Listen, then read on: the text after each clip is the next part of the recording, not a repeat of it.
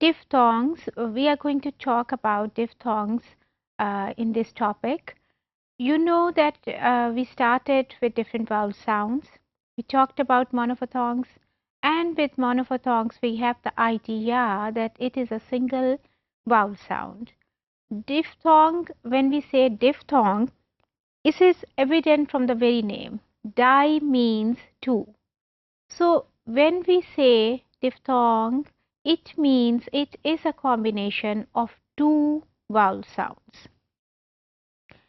For instance, you can look at this one, a, e, or a, e. Anyhow, you can see two different vowel sounds which have been combined here or which have been given in two slashes. इसका मतलब है कि ये sounds हैं, दो different हैं. Obviously जब दो different sounds हमने इकट्ठी रखी हुई हैं तो ये इकट्ठी पे pronounce होंगी ना, तो ये combination दो जो sounds का होता है उसको हम diphthong कहते हैं. बहुत सारे words जो हैं उसमें ये diphthongs use होते हैं. You just open the dictionary pages और आप देखेंगे कई में आप जब vowel sounds को ढूंढेंगे तो आप देखेंगे बास जगह पे सिंगल वाउल आपको लिखा नजर आएगा, बास जगह पे दो इकट्ठे नजर आएंगे. Wherever दो vowel sounds have been used together, तो इसका मतलब है कि वहाँ diphthong यूज हुआ है उस वर्ड में.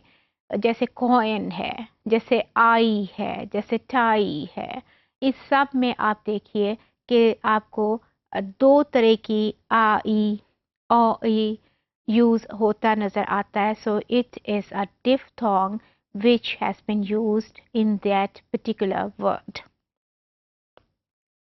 फिर उसमें आप देखिए कि जब हमने मोनोफिथोंग पे बात की थी तो हमने कहा था कि there is a single sound.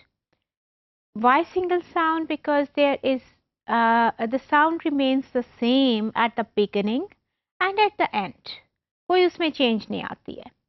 और जब हमने कहा कि उसमें कोई चेंज नहीं आती है तो इट मीन्स कि हमारी जो टंग की पोजीशन है, हमारे गम्स की पोजीशन है, रिजेस की पोजीशन है, there is no change in that also.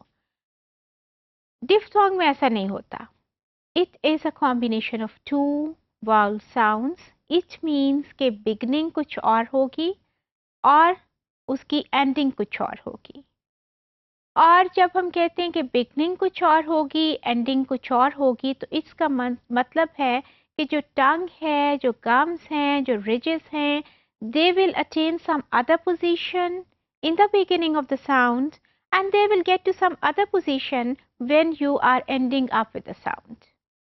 अब वो जो बिगिनिंग में और एंडिंग में उसकी डिफरेंट पोजीशंस पे जाना है, तो यहाँ पे फिर वर्ड में यूज करूंगी ग्लाइडिंग का. The tongue glides from one position to another position.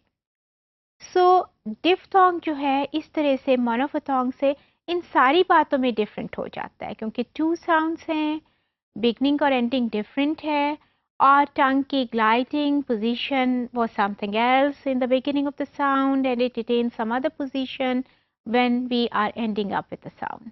इसको आप दोनों तीनों चीज़ों को याद रखिए एंड प्लीज़ डिक्शनरीज जो हैं उसको आप अपने उसका मैंने पहले भी कहा है कि आप हिस्सा बनाइए अपने क्लासरूम का. इसमें अब आप देखें इस स्क्रीन के ऊपर डिक्शनरी ज़रा खोल के ना तो आप उसको ये देखिए कि कुछ वर्ड्स आपको हर पेज पे तकरीबन डिफ्थोंग नज़र आ जाएगा. जहां आपको दो इकट्ठी वाउल्स नज़र आते हैं it means diphthong has been used in that word.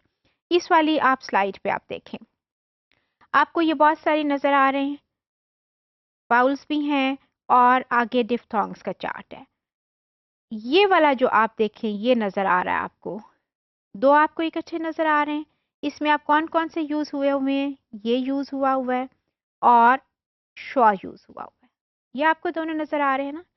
इसी तरह से आप ये उठा लीजिए, ठीक है. इसमें आप कौन कौन से यूज हुए हैं?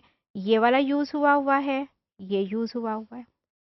इसी तरह से आप इसको उठा लीजिए. अब इसमें कौन कौन से यूज हुए हैं? इसमें ये वाला यूज हुआ है और फिर से इसमें ये वाला भी यूज हुआ है. You just pick up any diphthong. ये देखिए ये दो आपको नजर आ रहे हैं, कौन कौन सा यूज है इसमें? ये वाला है और ये वाला यूज हुआ है. सो ये आप किसी भी डिफ्थोंग को देख लें, two are together and you can locate those two in the chart of single vowel sounds. ये सिंगल वाउल साउंड्स जब इकट्ठे होते हैं तो फिर आपको ये क्या देते हैं, ये आपको डिफ्थोंग देते हैं. And diphthong again I will let you know कि जी ये जो है, दोबारा मैं इसको रिपीट करूंगी कि इसके कॉम्बिनेशन है टू वाउल साउंड्स का, कॉम्बिनेशन है टू मोनोफोथोंग्स का, और आपको वो एक इकट्ठी जब हम यूज़ करके एक साउंड आती है. अभी जितनों को भी आगे मैं अभी इनकी साउंड में इसलिए प्रोनाउंस नहीं कर रही हूँ कि आगे जाके मैं इसको रिपीटेडली करूँगी. अब देखिए ना, अगर ए है, ये ई है, तो कैसे ए ई के आएगी आपके पास साउंड. अगर ए है या ई है तो ए ई की आएगी. अगर ओ है, ई है, ओ ई की आएगी. सो when there is a two different sounds, obviously it was something else in the beginning, it was something else in the ending, और आपकी टंग की भी उसी तरह से पोजीशन चेंज हो रही है. तो इनको अंडरस्टैंड करने के लिए ये जो है इनको ज़्यादा क्लियरली इनकी ग्रुपिंग आपको, अगर मैं ग्रुपिंग में आपको समझाऊं तो आपको बेहतर तौर पे समझ आएगी. There are 3 groups, we divide into 3 groups. These diphthongs have been divided into 3 groups, और मैं आमतौर पे इनको समझाने के लिए इस तरह करती हूँ स्टूडेंट्स को कि उनकी जो एंडिंग साउंड है ना उसके ऊपर मैं एक ग्रुप बना देती हूँ, उनकी दूसरे की एंडिंग साउंड के ऊपर दूसरा, और इस तरह से. तो आपको 3 ग्रुप्स क्लियरली मिलते हैं. So just to wind up, just to repeat, 2 monophthongs जब इकट्ठे होते हैं, 2 वाउल साउंड्स इकट्ठी होती हैं, एक डिफ्थोंग बन जाता है. और फिर वो आपकी शुरू की साउंड कुछ और है, एंडिंग साउंड कुछ और है. क्यों? क्योंकि 2 है साउंड्स वहाँ पे, ठीक है ना. तो जब 2 डिफरेंट साउंड्स हैं तो ऑब्वियसली वो शुरू में कुछ और होगी, एंड में कुछ और होगी. And when there different sounds have to be pronounced and produced, तो ऑब्वियसली आपकी टंग की जो पोजीशन है वो पहली साउंड के लिए कुछ और होगी, दूसरी के लिए कुछ और होगी. तो this is what we mean by the term diphthongs.